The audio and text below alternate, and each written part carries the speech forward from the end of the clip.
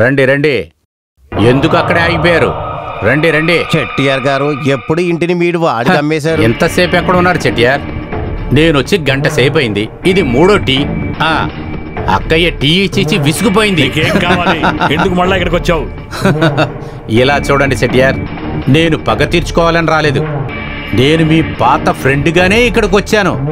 సరే, జరిగింది జరిగిపోయింది, అదంతా మనం మర్చిపోదాం. అరే నన్ను నమ్మండి చెట్టియార్, తప్పు చేసింది నేనే. మీలాంటి పెద్దవాళ్ళని నేను విరోధం చేసుకొని ఉండకూడదు. ఊరి శిక్ష పడవలసిన ఫైల్ని పెట్టుకొని నేను బేరం మాట్లాడితే ఎంత పెద్ద తప్పని తెలుసుకున్నాను. నన్ను మీరు క్షమించండి చెట్టియార్. ఆ డాక్యుమెంట్స్ ఇంకా నా దగ్గరే ఉన్నాయి, చాలా సేఫ్గా. దాన్ని నేను తిరిగిస్తాను. కానీ చిన్నగా ఒక సహాయం, అది మాత్రం చేయండి చాలు. మీకంతా తెలుసు కదా, ఆ డాక్యుమెంట్కి సంబంధించిన దాని వల్లనే నాకు నా ఉద్యోగం పోయింది. నా ఉద్యోగం అది నాకు కావాల్సిందే. నానా వద్దు నానా, నేను చెప్పేది వినండి, వీడిని నమ్మొద్దు. నువ్వు మాట్లాడొద్దు. నువ్వు ముందు ఆ డాక్యుమెంట్స్ ఇక్కడ తీసుకురా, మిగతా విషయాలతో మాట్లాడతాం. మీరు చెప్పింది కరెక్టే. ఆ ఫైల్ మాత్రం మన చేతికి రానిండి, వీడిని చంప మీద వాడు కొట్టి వెళ్ళిపోతాడు. అదే విన్నావు కదా. ఇక్కడ చూడండి చెట్టియార్, నాకున్న గ్రిప్ అది ఒక్కటే. మొదట నా ఉద్యోగం, తర్వాతే డాక్యుమెంట్. నా తల మీదుగా టోపీ రానిండి, ఆ క్షణంలోనే నీకు సరెండర్ అయిపోతా. అరే నమ్మండి సార్. నేను కంపల్ చేస్తున్నాను అనుకోకండి, బాగా ఆలోచించి డిసైడ్ చేయండి. ఆ తర్వాత ఈ వెపన్స్ బాంబ్స్ గట్రా ఈ ఊరు దాటి వెళ్ళలేదని నాకు బాగా తెలుసు. మీ ద్వారా నా యూనిఫామ్ నాకు తిరిగి దొరికితే నా హెల్ప్ మీకు ఎప్పుడు ఉంటుంది. అదే మన మినిస్టర్ మీకు బాగా తెలుసు కదా. మీరు ఒక ఫోన్ చేసి ఆయనకి చెప్తే మీకు మంచిది, మీ అబ్బాయికి మంచిది, నాకు మంచిది. మరి నేను వస్తాను. తర్వాత ఆ రోజు మీరు కొట్టారు కదా, ఆ దెబ్బ ఇంకా నెప్పుడుతుంది. అయ్యో పాపం, వాడు ఆ తప్పునంతా ఒప్పుకొని క్షమాపణ అడిగాడు చూశారు కదా. చివరిగా వాడు చెప్పింది మనకు వార్నింగ్ ఇచ్చినట్టుంది, అర్థమైందా? అచ్చొచ్చో, ఆ ఒక్క విషయం మాత్రమే నాకు అర్థం కాలేదు. ఆ రోజు ఆడు చనిపోయింది మనకు కన్ఫర్మ్ చేయకుండా వచ్చిందే ఈ సమస్య కారణం. ఇక మనం చేయాల్సిన పని ఏంటంటే వాడు సస్పెన్షన్ వాపస్ తీసుకోవడమే మనకున్న దారి. వాడే అది వాపస్ తీసుకున్నాడు అనుకోండి, తర్వాత ఆడొచ్చి ముందు చేయి పెట్టేది మీ అబ్బాయి మీదే. మినిస్టర్ని. హలో హలో, సేతులక్ష్మి మేడమా? నేను హెడ్ కానిస్టేబుల్ రాఘవన్ని. మాధవన్ సార్ సస్పెన్షన్ని రద్దు చేశారా మేడం? సార్ చాచి తీసుకున్నాడు.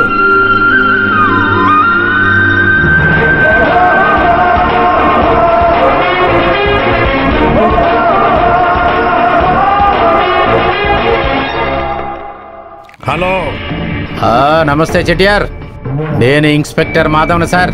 నేను ఇంతకు ముందే చెప్పాను కదా, నా యూనిఫామ్ దొరికిందంటే మీకు కృతజ్ఞత చూపిస్తానని. నేనిప్పుడు చూపించబోతున్నాను. ఆ శేషగాడు ఎక్కడున్నాడు? వాడు సిటీలో ఉన్నాడు. ఎందుకు అడుగుతున్నావు? అదే ఈ పార్వతిని చంపిన కేసు ఉంది కదా, దానికోసం వాడిని అరెస్ట్ చేస్తాను. అయ్యో ఏంట్రా చెప్తున్నావు?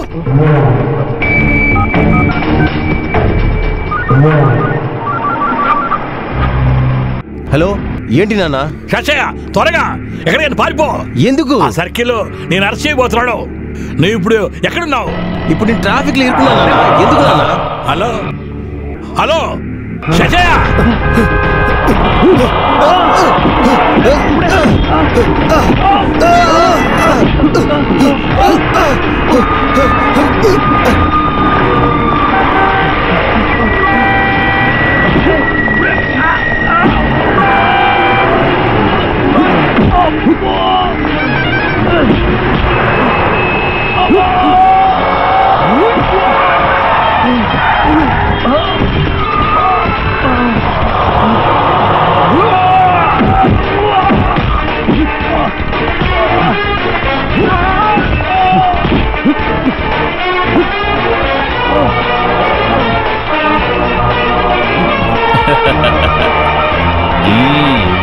లోపలికి దూసేవాడిని.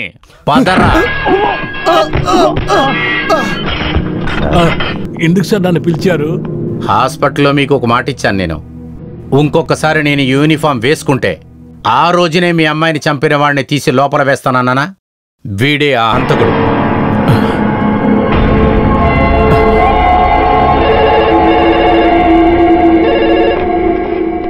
హలో, ఇన్స్పెక్టరా? అవును, ఇన్స్పెక్టర్ మాట్లాడుతున్నా. నేను మంత్రి మాట్లాడుతున్నాయా? రామకృష్ణ సార్. ఏవయ్యా చాలా గొడవ పెడుతున్నావు నువ్వు ఎందుకు ఇలా అంత చేస్తున్నావు? లేదు సార్, నాకేం అర్థం కాలేదు. నిన్ను మళ్ళీ పనికి తెప్పించిందే ఆ చెట్టియారు అభ్యర్థన వల్ల. అలా ఉన్నప్పుడు యూనిఫామ్ వేసిన తర్వాత ఆయన కొడుకునే మళ్ళీ అరెస్ట్ చేస్తావా? అదేంటంటే సార్, నాకు నీ సమాధానం ఏది వద్దు. ఒక విషయాన్ని బాగా వినుకో, చెట్టియారు కొడుకు మీద ఒక చిన్న దెబ్బ కూడా పడకూడదు. నేనేం గీరలేదు సార్. పోలీసులను చూసి భయపడి పరిగెత్తినప్పుడు ఆయన కింద పడిపోయాడు సార్. చెయ్యి ఇరిగిపోయిందేమో అని అనుకుంటాను సార్. ఏంటది?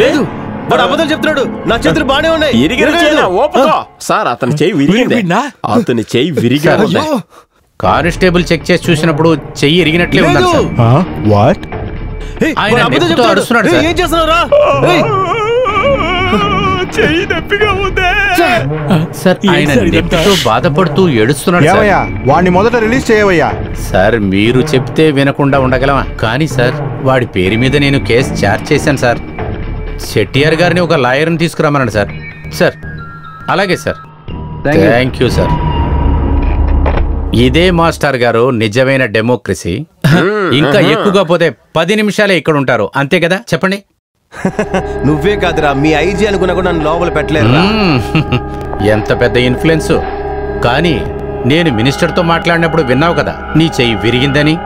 ఇప్పుడు మినిస్టర్ అది నిజం కాకపోతే బాధపడతాడు కదా. హే, ఏంట్రా ఏం చేస్తావు? ఏం చేయలేవు. నాకు అబద్ధం చెప్పటం రాదురా.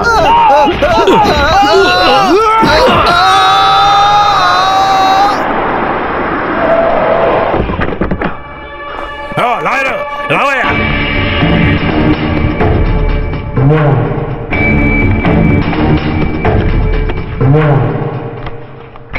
అన్నా రాఘవనా, ఆ శేషగాడిని తీసుకురండి.